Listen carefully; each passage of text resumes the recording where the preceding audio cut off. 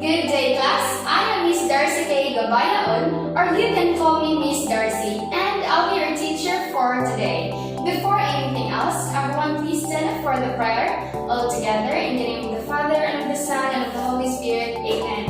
Okay, you can take your seats now. Wow, I see a lot of happy faces today, and everything's clean. Your chairs are arranged properly. Good job. Keep it up, class. Now, may I ask if anyone is absent today? None? Very good. So, before we begin our lesson, let's do an activity that will give you a hint as to what our topic for today will be. And let's call this game, You Are Who You Are With.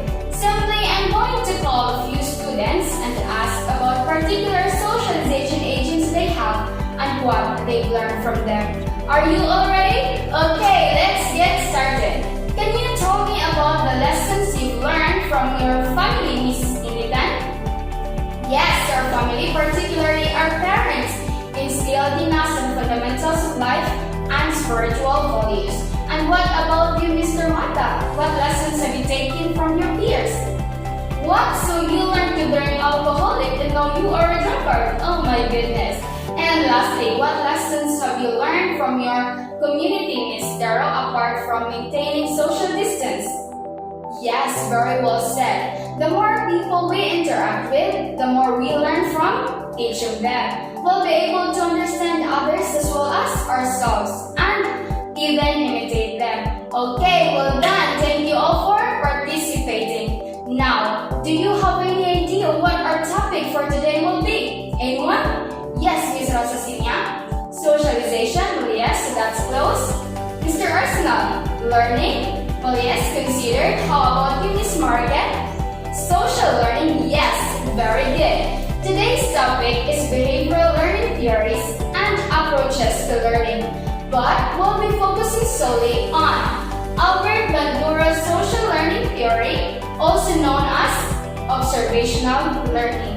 But before we begin our discussion, let us first unlock some terms. So, here are the terms. The first one is behavior. Behavior is the way in which one acts or conducts oneself, especially towards others.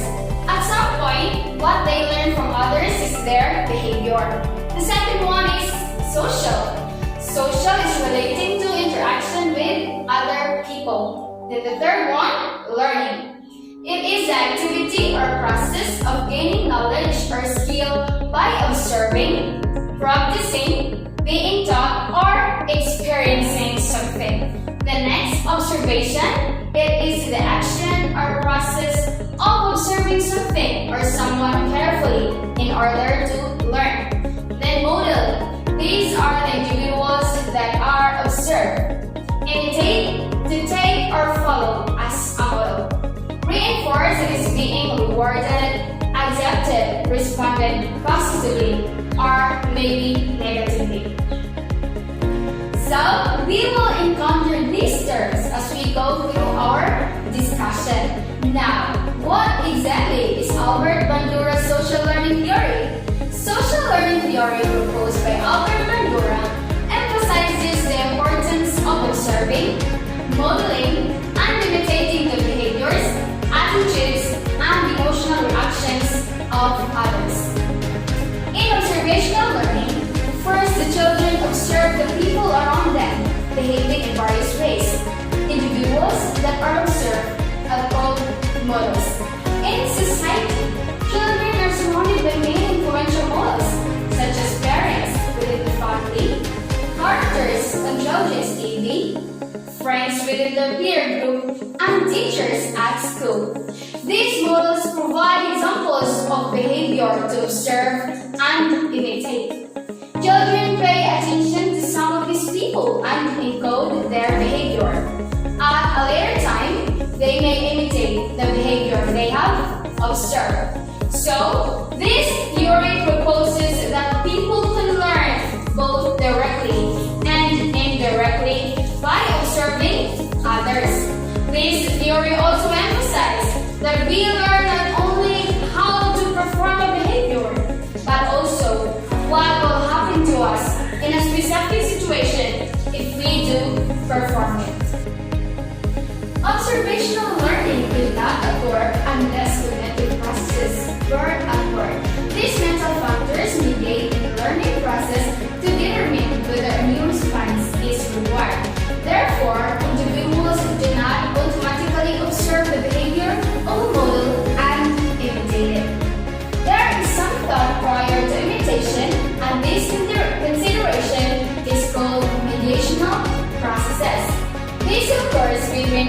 observing the behavior or the stimulus and imitating it or not, or the response.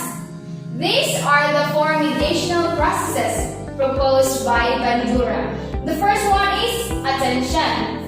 The individual needs to pay attention to the behavior and its consequences and form a mental representation of the behavior. For a behavior to be imitated, it has to grab our attention. Attention is therefore extremely important in whether a behavior influences others imitating it. The second one is retention. How the behavior is remembered. The behavior may be noticed, but it is not always remembered, which obviously prevents imitation. It is important, therefore, that a memory of the behavior is formed to be performed later by the observer. Much of such social learning is not immediate, so this process is especially vital in those cases. Even if the behavior is reproduced shortly after seeing it, there needs to be a memory to refer to. Then the third one is reproduction. This is the ability to perform the behavior that the model has just demonstrated. We see much behavior on a daily basis that we would like to be able to imitate, but that is not always possible.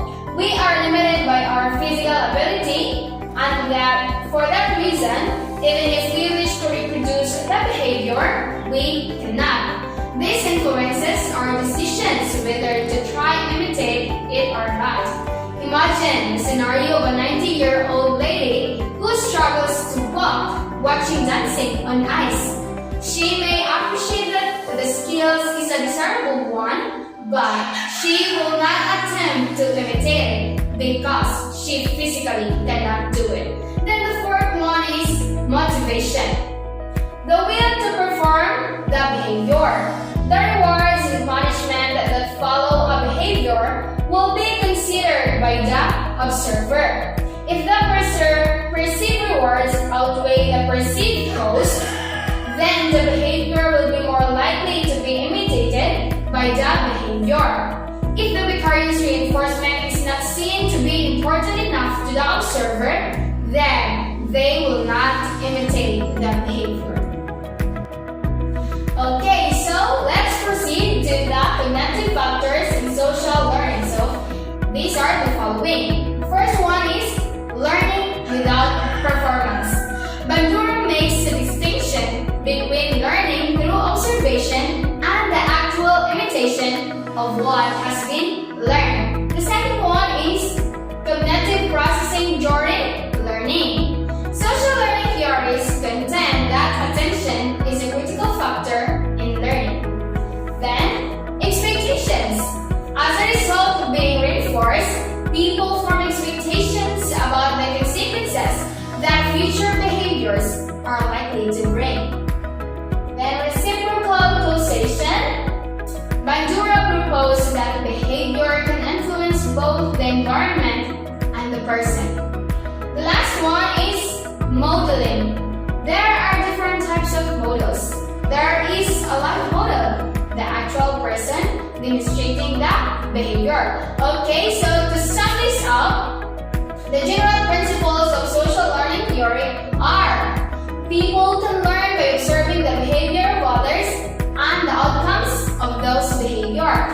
And learning can occur without a change in behavior. Then, cognition plays a role in learning. And lastly, social learning theory can be considered a bridge or a transition between behaviorist learning theories and cognitive learning theories.